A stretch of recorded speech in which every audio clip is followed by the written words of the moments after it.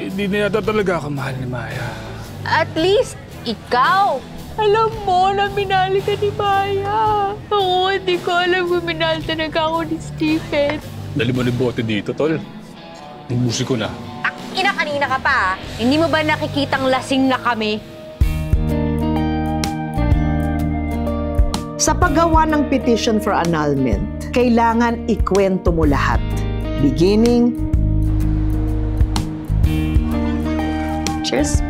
Birthday naman ang baby natin eh. To end. Bakit kayo naghiwalay? Hindi ba sapat na sabihin hindi ko na siya mahal? Uuwi pala sa ganito ang lahat. Mawawala ng negosyo, mawawala ng masayang pamilya.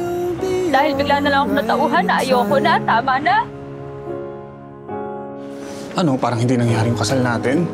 Paano magagawang itapon na lang basta yung pinagsamaan natin ng 14 years? Kung hindi ka na mahal, hindi ba dapat palayain mo na lang? Oras ko to para sa mga bata. Those are my kids. All this, mine. All mine.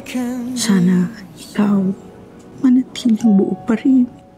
As the leaves will soon go from the barrenness of trees. This won't look right.